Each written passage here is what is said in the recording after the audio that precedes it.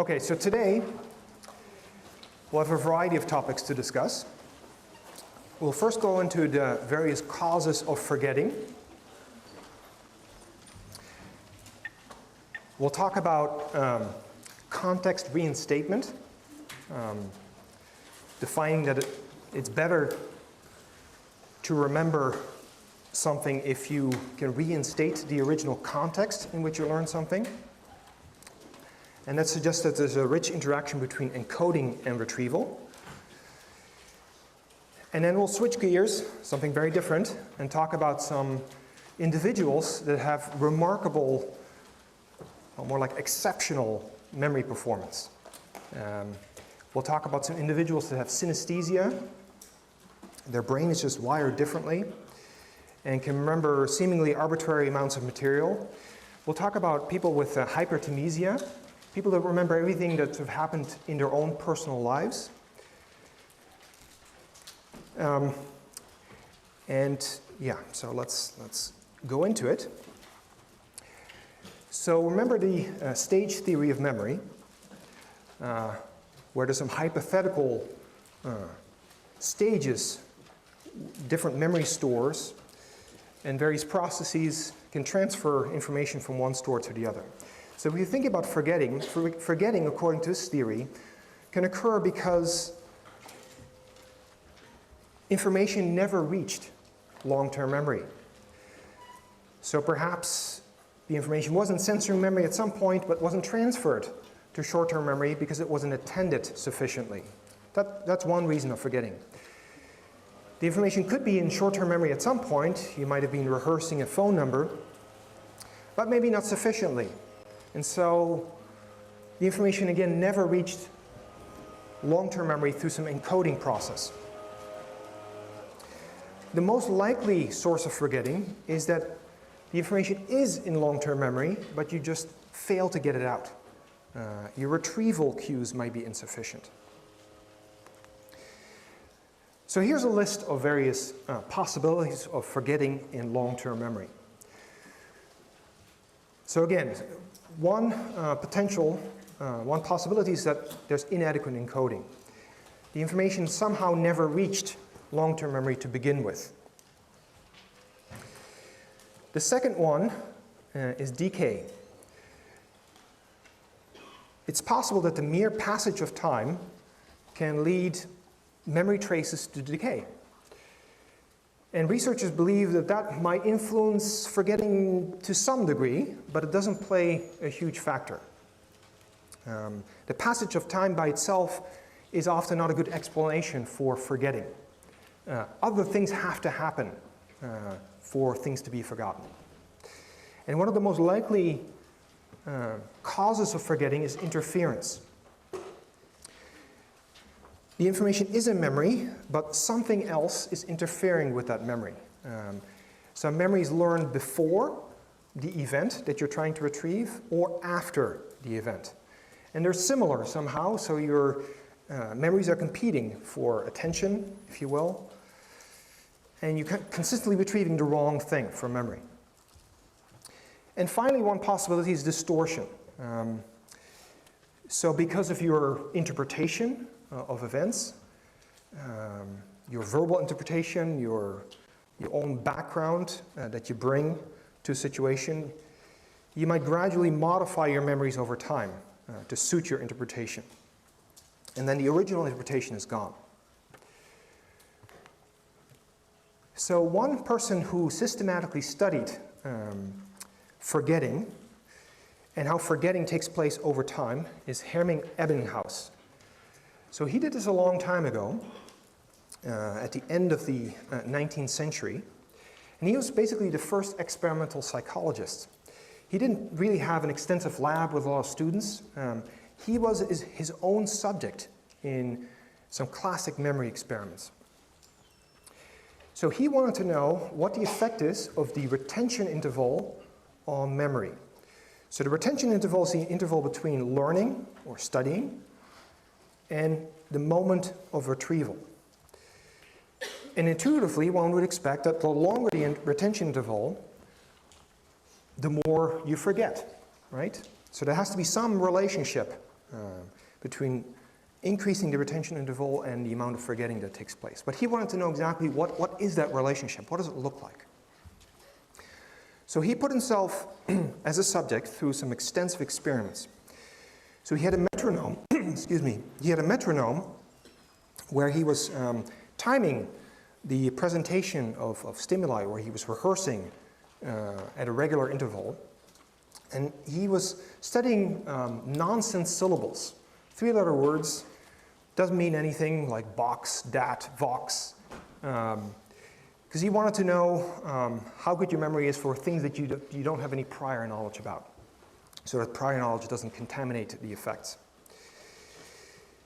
And then he waited after each study period for some amount of time, that was the retention interval, and then he tested himself, not with recognition or recall, but with something that he called percent savings. That's the vertical axis on this graph. His idea was your memory could be much better than what a recognition or recall test would indicate. So what he did is he studied something until he was perfect at remembering these nonsense syllables, waited a while, that was the retention interval, and then he was measuring how long it would take himself to retrain himself in the original list. And then he had this measure percent savings. If it was 100, he already knew all the nonsense syllables, and he didn't need to be retrained. If it was 0, then it meant he needed the same amount of time, the same amount of rehearsal as the original list to get himself back up to perfect performance. Now this is the classic retention interval curve that he found. And you can see that initially, in the first hour or even the first few minutes after you study something, there's rapid forgetting. There's an enormous amount of stuff that you forget. But then there's a negative acceleration in this curve. And at some point, it doesn't matter how long you make the retention interval, there's always some percent savings. There's always some stuff that you remember long term, presumably because it's transferred to long-term memory. So there's always some residual memory, no matter how long the retention interval. That's one of the classic findings in forgetting. Now, this retention curve, this applies to just about anything you can test yourself on. Arbitrary information, personal events in your life. But there's some interesting exceptions. Typically, your memory for everyday events, things that happen to you, gets worse over time. So if I test you on events that happened a week ago, you're better than if I test you on events that happened a year ago. But there's an exception, and it's called the reminiscence bump. If I go further back in time, your memory gets worse. But if I hit you, if I ask you about events that happened in early adulthood, and adolescence, your memory gets actually better. Your memory is actually improving for events around this period of time. So in this hypothetical curve shows this reminiscence bump. So if we test a 55-year-old on memory for events, so this person is here on the time scale, and now we go back in time. The first part of the curve on the right-hand side shows the classic sort of retention curve, right? So if you go back in time, memory gets worse. But then it bumps up again, that's the reminiscence bump. And it peaks around 18, 22 years of age. And it's kind of a curious finding. Why would this be? And we don't quite know why we get a reminiscence bump. There are two main explanations. One is a primacy effect. In your early adulthood, there's a lot of first things that you do, right? First time you go to college, first time you drive a car, first time you have a serious relationship, etc., etc.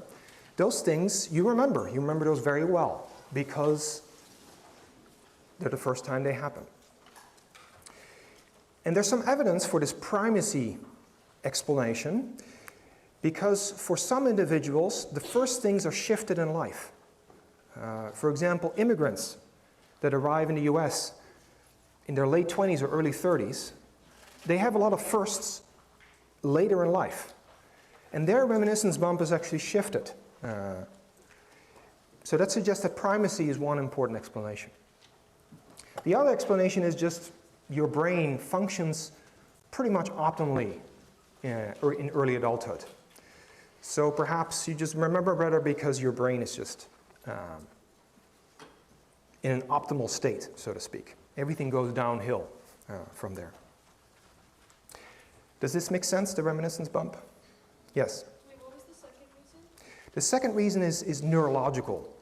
So your brain is just in its most healthy state, right? It's most optimally functioning around your early 20s.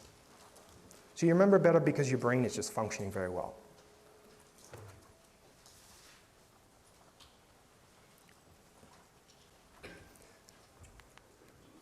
Okay, one of the main reasons of forgetting is interference. Every time we do a memory experiment, and a subject seems to have forgotten information, there's always clever ways to try to probe memory using different retrieval cues to show that there actually was some residual memory, but something else was competing with that memory, it was interfering with that memory.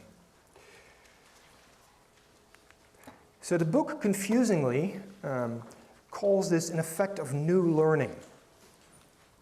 And I think a better term is just this interference. Memories interfering with other memories.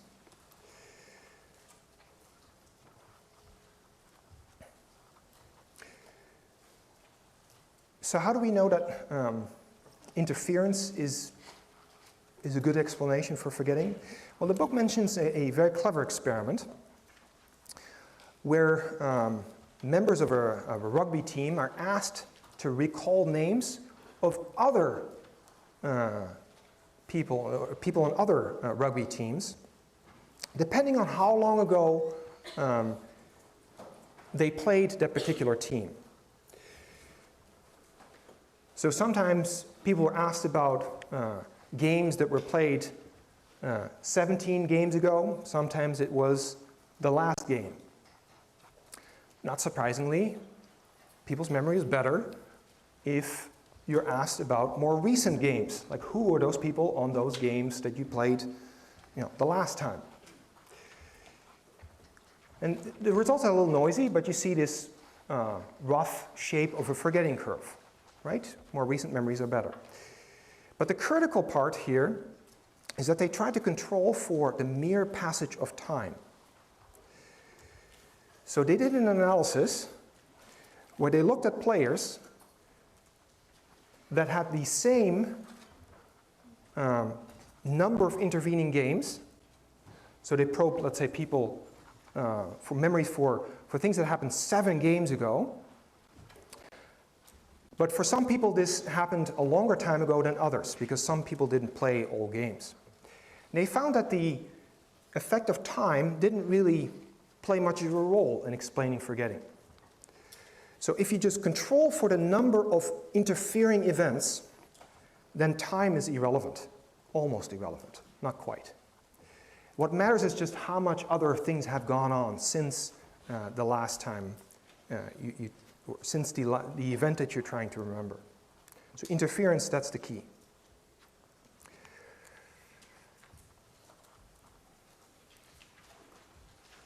So if most causes of forgetting are due to retrieval failures, there are ways to improve your memory by using what's called context reinstatement.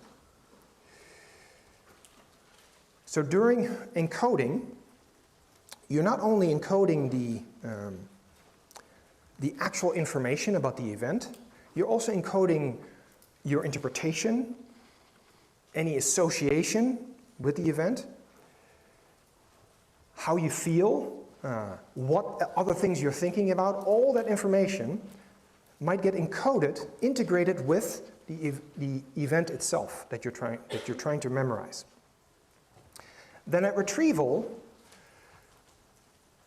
it helps to reinstate that context, reinstate all those extraneous things that you might have been thinking about or feeling about in order to retrieve that original event. And the better you can reinstate that original context, the better you are in remembering the information. Now, how do we know this?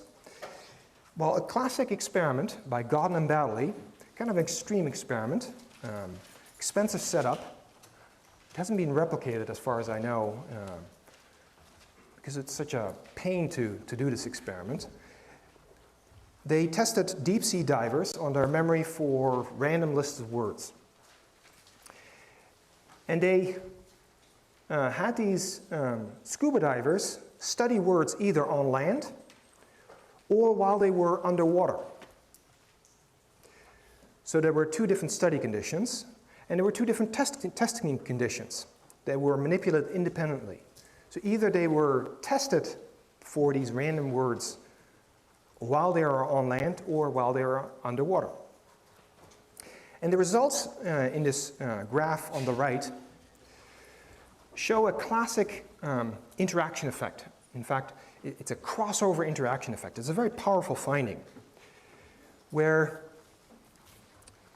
the subjects that were studied the material on land, they were better if they were also tested on land. They did less well underwater. But the subjects that studied underwater, which could be much more stressful in many ways, they were better if they were tested again underwater than if they were tested on land. So if the test conditions matched the study conditions, memory was optimal. Now, why could this be? Well, it could be a number of factors. Maybe when you're underwater, you're thinking about different things. You're thinking about water, you're thinking about breathing, you're thinking about a lot of things. And when you think about those things, same things again, when you're tested underwater, maybe that helps your memory. And when you're tested in a slightly different condition, maybe you don't quite have the same retrieval cues that can help you out. Yes? Does that also fall in line with primacy as well? Because it would be almost a new experience, an experience that is different from what you're actually used to. That's interesting. But that would not explain the interaction effect. I agree that it's an extreme thing to be studying something underwater. Maybe remember it very well because it's underwater, right? But these results show that you're worse when you're then tested on land later on. So primacy can affect sort of the general levels of memory, but it cannot explain the interaction effect. Yes? Okay, there's some other findings. So the last slide, that's basically from the book, but there's some interesting other experiments that are not reported in the book. It turns out that your physical state matters, how you feel. And it might help to reinstate your physical state as best as possible. Here's an experiment where subjects were studying words when they were happy or sad. How did they do this? Well, they asked subjects what kind of music makes you sad, what kinds of music makes you happy. And then they were studying words under this sad music or happy music. And then they were tested again under happy and sad music. And you see this crossover interaction pattern again. The subjects that were, so on the red curve, the subjects that learned stuff when they were happy, they could best recall that stuff when they were listening to the happy music. On the other hand, in the blue curve, the subjects that were learning while they were listening to sad music, they can mostly, they were much better in recall when they were again listening to the sad music. It's kind of an interesting effect.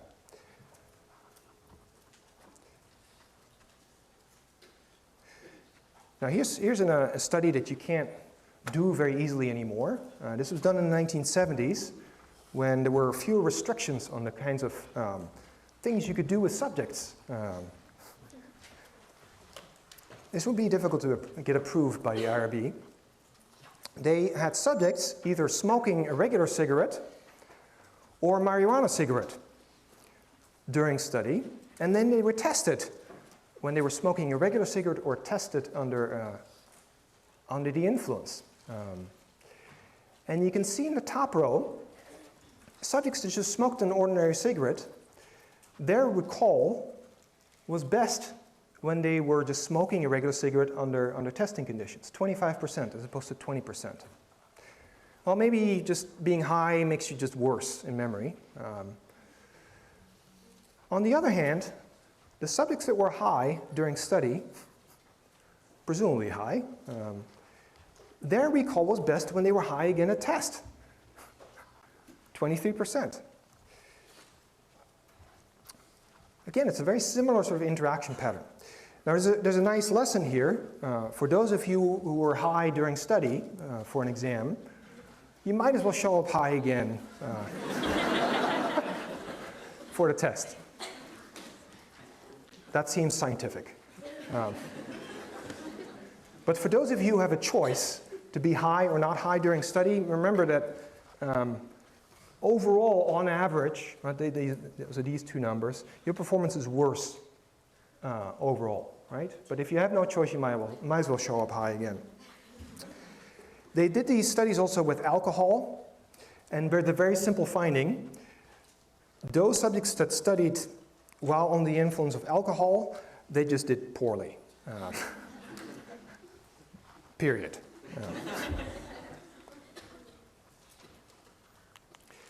Okay, now there's a related, so far we talked about sort of different ways to retrieve information by reinstating the context as best as possible. And there's a related finding called the spacing effect. And this has important consequences for how you study for tests. You probably know that you shouldn't cram for an exam. So if you have a choice and you have a lot of things to study, it is better to space out all these different things over time and not sort of repeat the same thing over and over and over again and then move to something else. So it's better to interleave your study experiences. If you're studying for 3 things, study 1, 2, 3, 1, 2, 3, 1, 2, 3, as opposed to 1, 1, 1, 2, 2, 2, 3, 3, 3. Sort of repeating the same thing after you just finished it. But there's a very tricky research finding that a lot of people are not aware of this. Because it seems like you're doing better by cramming, by massing the repetitions. So this graph shows, these are people, I think, that were studying language pairs, so English words coupled with their translations into another language. And on the right-hand side, or sorry, the left-hand side shows the performance on a memory test if you're tested immediately. So right after you study the last pair of foreign words, what happens if you're tested immediately? Well, you can see that the solid black dot is better. So when you're massing your repetitions, you're better than actually when you're spacing the repetitions. So when you're testing yourself right after you are studying, you are under the illusion that you're better by cramming. And indeed, you're better on short-term memory retention when you have massed repetitions. But it's just an illusion because under delayed memory conditions, real-world conditions, right? The point of memory is to hold on for something for a longer time. It's always better to space your repetitions. And why is that? Well, presumably when you interleave the material, there are different ways in which you think about the material. Right? Every time when you look at it again and you just looked at something very different, you think about it in new ways. And all those new ways in which you encode that same information can help set up retrieval paths that help you later at retrieval time. And that's one explanation for spacing effect. You want to think about the material in many different ways. You're going to create many different types of associations. Does that make sense?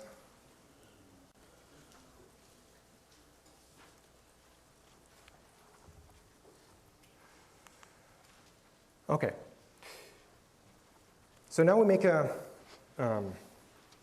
go to a very different topic. There are some very famous cases, but individuals that don't seem to forget anything. And you really wonder how they do that. And I'll show you a number of different cases, very different types of people. The very first case of somebody who seemingly can remember anything is patient S. And it's described in this book. It's a wonderful book by Luria. He's one of the first neurologists, somebody who wanted to understand sort of how somebody's brain is working. And so he wrote this book, The Mind of a Mnemonist. So patient S came to him to get himself tested and checked out because he felt he was very different from anybody else. He was already working as a mnemonist, somebody who performed basically at parties for money because you could present him any sort of list of arbitrary stuff and he would remember it.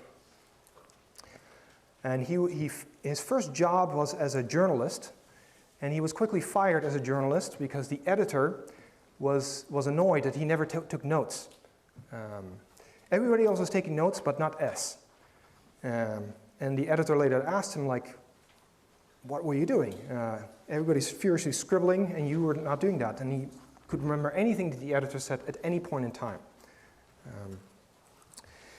So his memory is virtually limitless. He studied the medieval text of the Divina Commedia, which is this sort of old Italian text. But S didn't even speak Italian. He memorized each individual word in sequence, which is an amazing feat. And so he had a capability of synesthesia.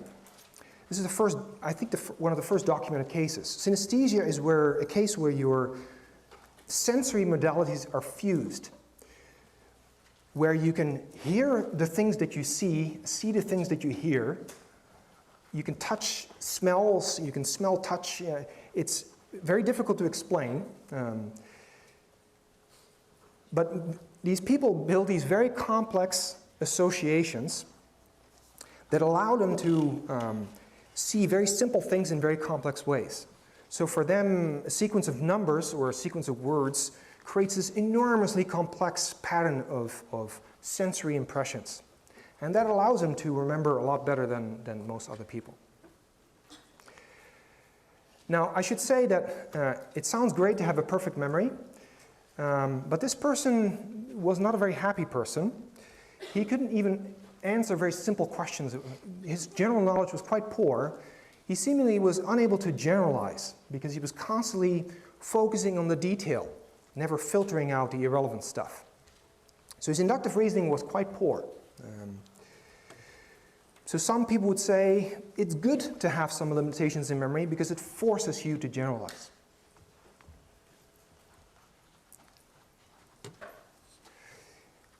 Now, there is a person who might be similar in many ways to patient S, and he's still alive today.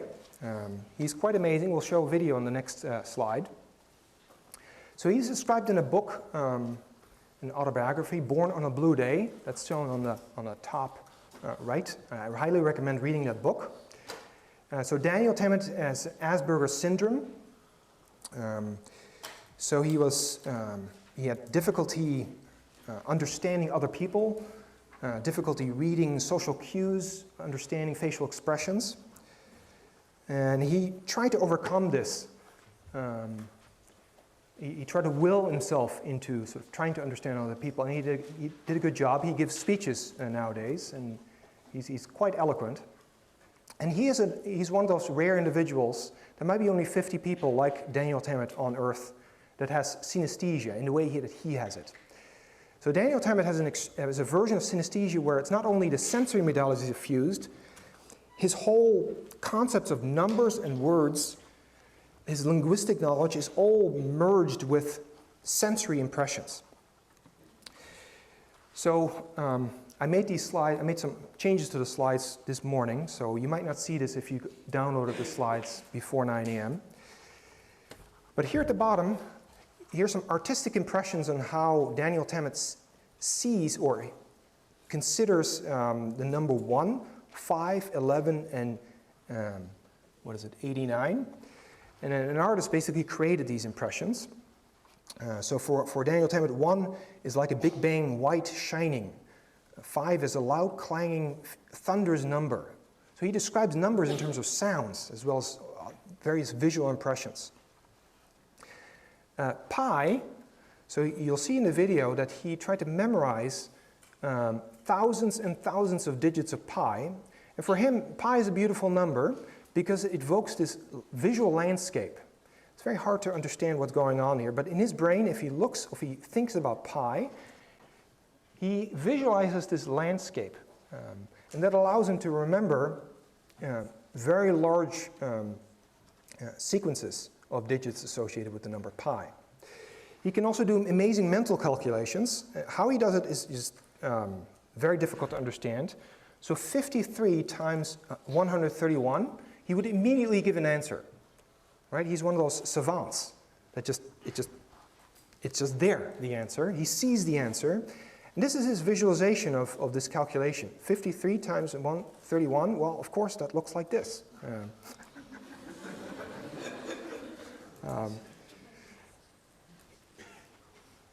Hard to understand.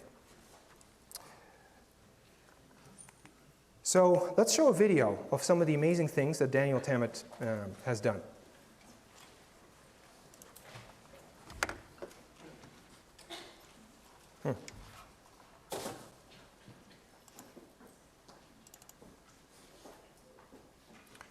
That's not good.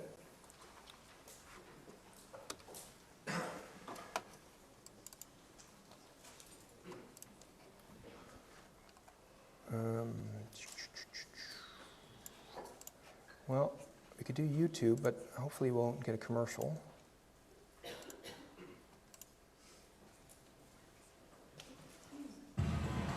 Here's Nick Watt with Brain Man.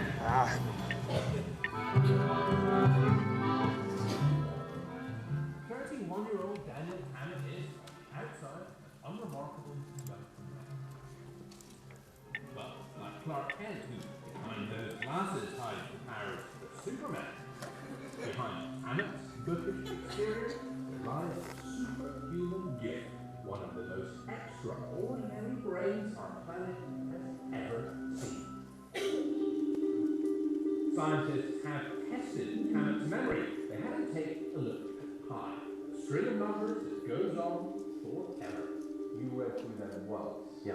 And that was it, you memorized. And that was it, one time only. He memorized the first 22,000 digits of pi. 4, 1, 5, 9. And then, in front of a disbelieving audience, he begins reciting the numbers back in order from memory. 5, 7. 5 mathematicians struggling to keep up, checking every single digit. 2, 5, 9, 0. 3, 4, 6, 9, 0. 8, 1, 9, 9, 0. After 5 hours and 9 minutes. Finished. Yeah. Every single one. Perfect. I learned to count like anyone else at a young age. And when I did, I would see colours, I would see pictures in my mind. I assumed at the time that everyone saw numbers as I did. Tammet didn't do math like the teacher said. The answers just came to him. Watch how he finds the answer to 53 times 131. With a sum like 53 round, very round, after at the bottom, and then you've got another number here, 131, which is longer, a little bit like an hourglass, symmetrical, and in the middle you've got a negative space, then you have a third shape, and this I see as the solution to the sum 6, 9, 4, 3. With Tammet, every digit is a 3-dimensional shape. 9 is large, deep blue, concave. 4 is small, light blue, angular. 10 is like memorize a long number like pi. He just forms a musical landscape out of those shapes. It's a world, it's a novel world. A world science cannot fully understand. Tammet has Asperger's syndrome, a form of autism that makes him unnaturally obsessive, focused. He also has something called synesthesia. In a normal brain, different parts don't talk to each other. In Tammet's brain, they do. That's why he sees numbers as beautiful shapes and colors. They call Tammet an autistic savant, like Reinstatement. Do you know how much the square root of 2,130 is? 46.15.92 kilo 4. Most savants, like Dustin Hoffman's character, find normal life social interaction almost impossible. Were you bullied at school? Yes, I would have gestures, clapping of the hands, for example, walking in circles, and the other children would repeat that back to me, tease me, call me names. But these days, crowds flock to hear Tammet speak. The most extraordinary brain, his name is Daniel Tammet. I realised, that I had something within me that was special and was a gift, and I should use it to the best of my ability to make a difference. His autobiography is a bestseller, translated into 20 languages. A second book details how our brains really work. I'm able to look from the inside out, and so that gives a new perspective that scientists haven't had before. Tammet is also a role model for having overcome the crippling limitations of autism. It's never easy. I think there's always an effort there. He trained himself to make friends, jokes, stuff that for most of us is second nature. But he still can't drive a car. What's the obstacle there? The obstacle there is the amount of detail that my brain can pick up, and it's beautiful, but it's not safe for driving. Tammet, born the eldest of 9 children in England, now lives in Avignon in the south of France. Poets lived in the 14th century. Van Gogh painted the surrounding countryside. There's meat, cheese. He's embraced the French joie de vivre. We eat lots of fish, very good for the brain. I'm sure you need that. Do you? Who knows? Because not only are numbers a gift, but so are words. He knows 8 languages, and we want him to pick up one more. Off to Reykjavik, Iceland, where Tammet touches down with a final challenge to learn Icelandic, perhaps the most impenetrable language on Earth. For example, remember the name of that Icelandic volcano that was in the news? He'll have just 1 week to learn the language. Impossible for a human to do this in a week. When people say to me, this is something you can't do, I want to do it. I want to prove them wrong. It was like a walking computer. I can see he was sucking up the words, and he was just putting it in his brain. After just 7 days of studying, as he cracked the code, Tammet appeared on Icelandic TV, a live talk show.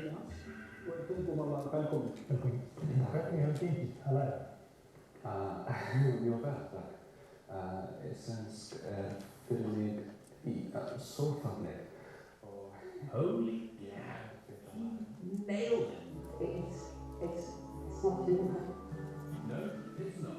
Daniel Tammet is superhuman, and science can't quite figure out why. So, Daniel, the question everyone wants to ask you is, how do you pronounce the name of that Icelandic volcano?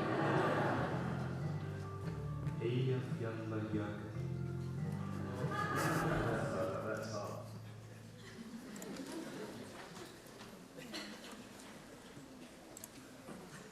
Yeah, so what do you think? Any comments about Daniel Tammet? Have you seen this before? Yeah. Yeah, I highly recommend reading his books. It's quite amazing. I still don't understand how he did that mental calculation. Didn't make a lot of sense to me.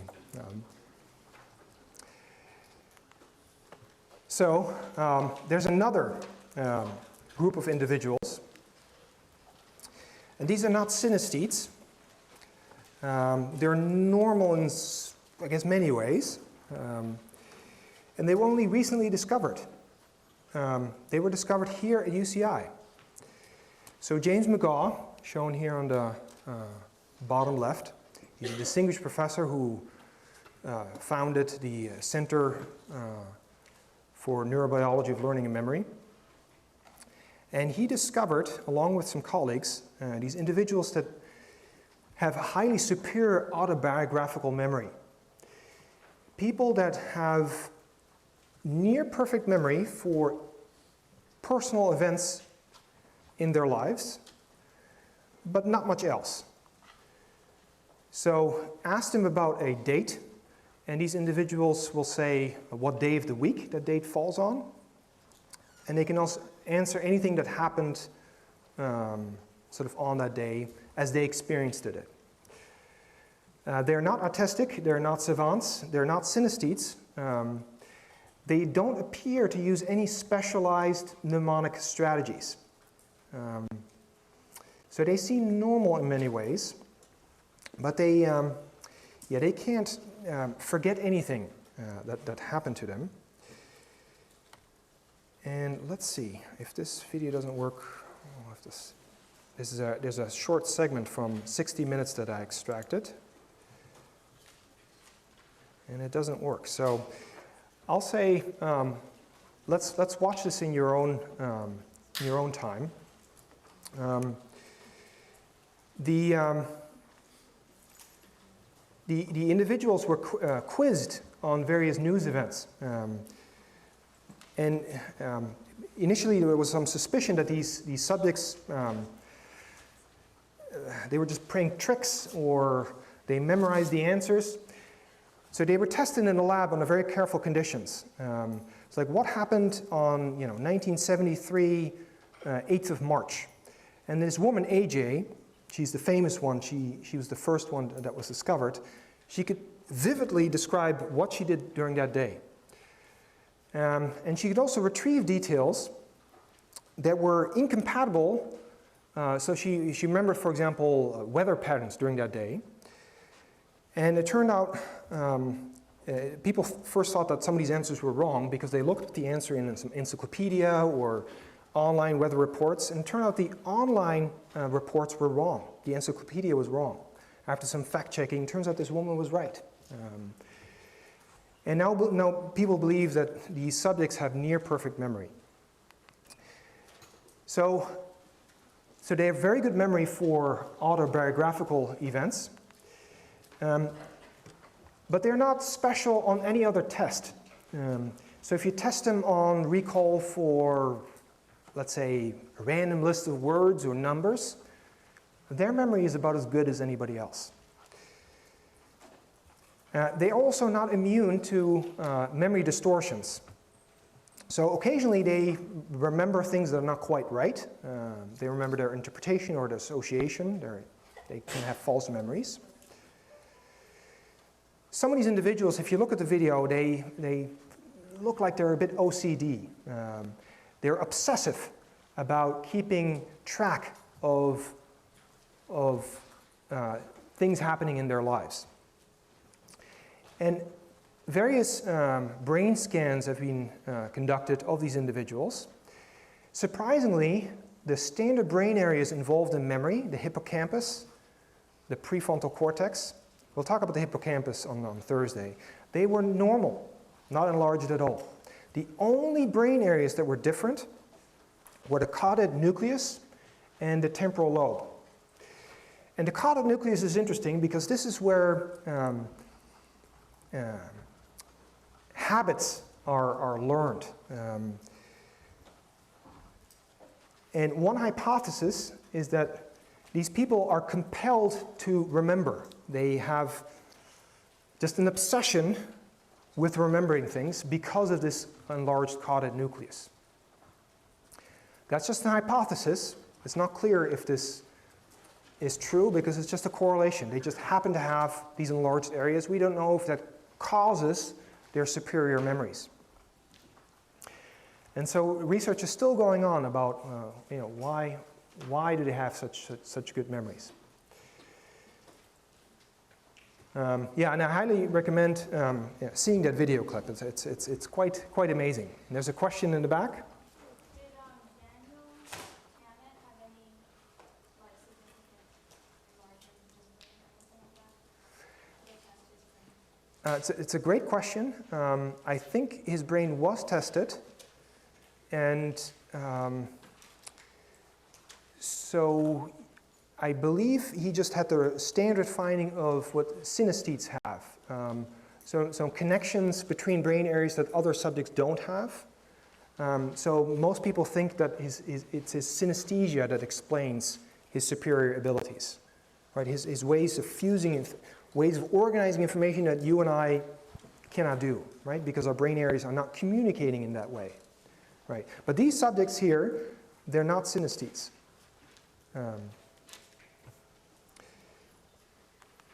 Yeah. The last group of individuals that are special are so-called memory athletes. Has anybody read the book Moonwalking with Einstein? It's a popular science book. It appeared a couple of years ago. And it documents this person, Joshua Furr, who describes himself as a regular person with no specific abilities, training for the US national championships, the memory championships.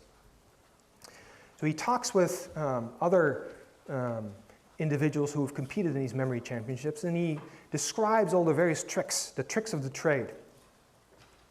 And it's mostly an exercise in forming very complex associations, as rich as you can.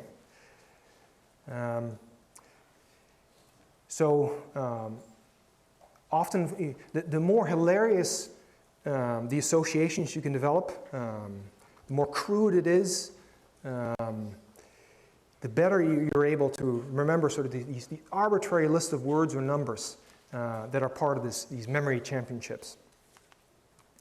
So here are some of these records that are established in these championships. So these are just amazing things. Within 5 minutes of study, people can remember 1,080 digits, the binary digit span.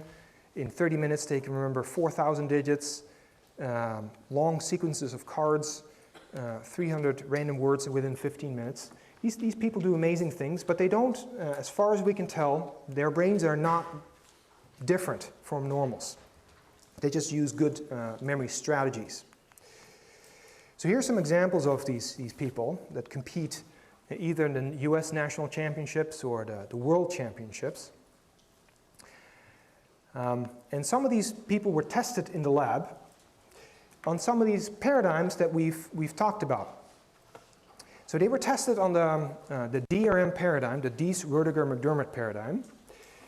And the results are that these memory athletes, they have superior discrimination abilities. They are much better to discriminate between things that are on the list and things that are not on the list. So this graph on the right shows that for items that are on the list, these memory athletes recall many items, whereas things that are not on the list, like the sleep word on the sleep list, they can successfully sort of suppress those false memories.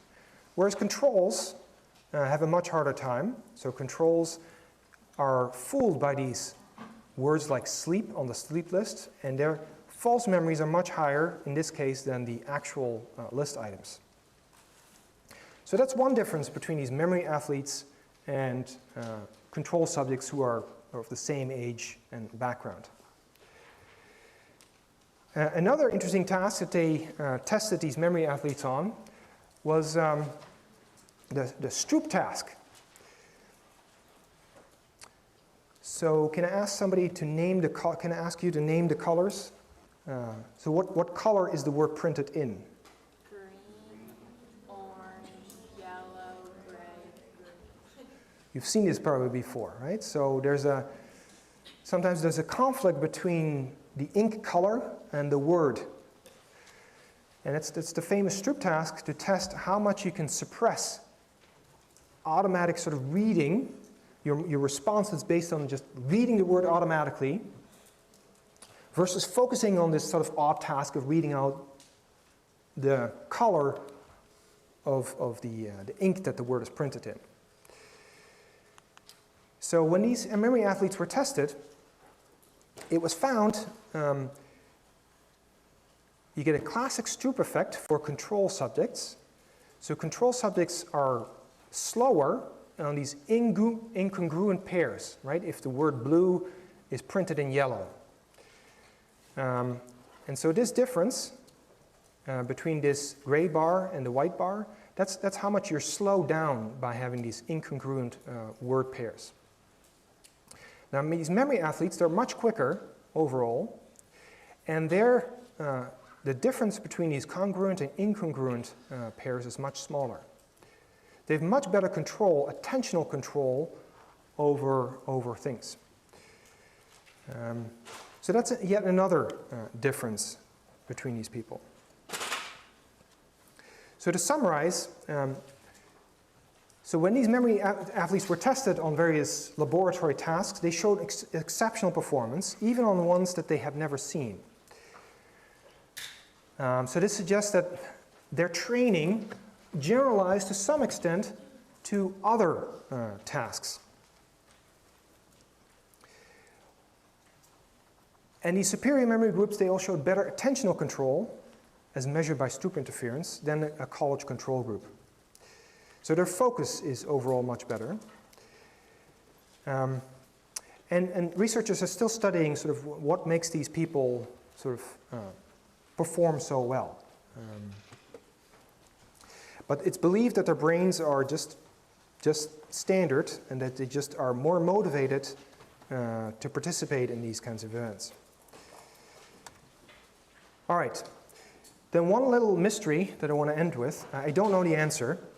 This is a recent news report. Some of you play Scrabble, you know the game of Scrabble. So this summer, the Scrabble championships were held in French. And this guy, he won that event. Now he actually doesn't speak French. He's from New Zealand, so his native language is English. And he memorized the entire French Scrabble dictionary, which contains 368,000 words, in 9 weeks. Nobody's ever tested this guy before in the lab. He's kind of a recluse. So one question I want to leave you with, how did he do this? Is his brain different? Did he use special tricks? What do you think? So let me know if you have a thought on that, and I'll see you on Thursday.